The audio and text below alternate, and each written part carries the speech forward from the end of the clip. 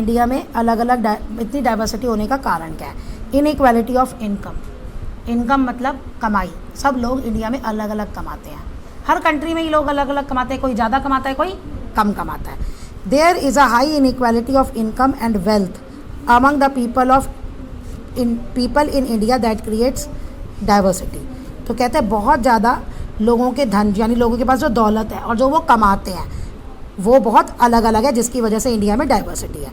Equality comes out when a person does not have resources and the opportunities that are available to other person. कहता है inequality तब होती है जब एक को कोई रिसोर्सेज नहीं मिलते या अपॉर्चुनिटीज़ मतलब अवसर नहीं मिलते जो दूसरे को अवेलेबल है। यानी जो ज़्यादा कमा रहा है उसको फैसिलिटीज़ ज़्यादा मिली हुई हैं और जो कम कमा रहा है उसके पास फैसिलिटीज़ नहीं है।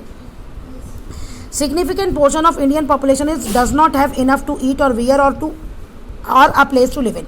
कहते बहुत एक मतलब सिग्निफिकेंट मतलब अच्छा ध्यान देने वाला, मतलब इंडिया में बहुत सारे लोग ऐसे हैं जिनके पास ना जितना खाना खाने को चाहिए उतना खाना है, ना पहनने को है, ना रहने को जगह है।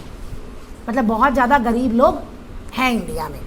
अब कास्ट सिस्टम एक और है जो डाइवर्सिटी का है। Important reason for social inequality. Social inequality के लिए एक और रिस्पॉन्सिबल है caste system. Society is divided into different groups, अलग अलग ग्रुप्स में है। और वो कास्ट जो है वो closed, caste is a closed class and it determine by birth. आपने सुनी है ना वो 4 कास्ट है, वैश्य, शूद्र, ब्राह्मण, क्षत्रिय, है ना। तो ये वही है। It creates unequal and unscientific social hierarchy. पहले तो इंडिया में ये था लेकिन अब इतना नहीं है। ओके, तो वो कहते हैं कि ये जो है बर्थ से ही डिटर्मिन हो जाता है और ये सही नहीं है, अनइक्वल और अनसाइंटिफिक है। ठीक है, सोशल मतलब जो लोगों जब हम आपस में लोगों के साथ रहते हैं ना तो ये थोड़ा सा डिफरेंस क्रिएट कर देता है। अब तुमने सुना इंडिया में मैरिज कहते हैं अरे हम इससे मैरिज नहीं करेंगे कि हमारी कास्ट का नहीं है ना। तो ये ऐसा बहुत इंडिया में चलता है और जिसमें आप जिस फैमिली में पैदा हुए हो उसकी जो कास्ट है वही आपकी कास्ट होगी।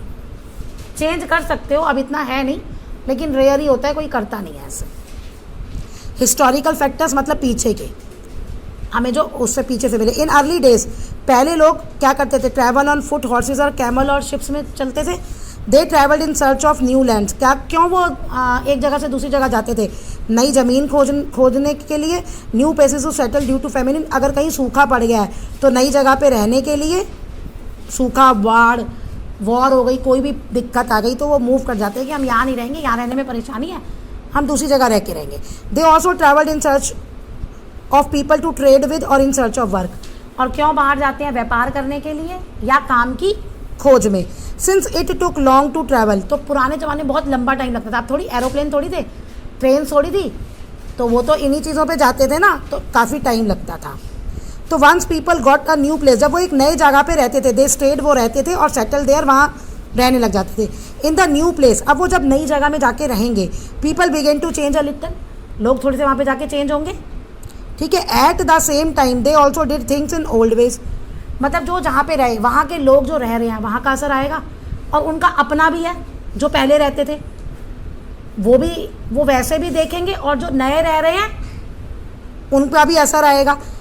तो in the new place people begin old veg.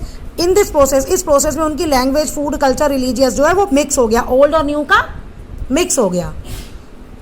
तो this intermixing of culture created new and different. अब ये जो नया मिक्स होके बना ये क्या था?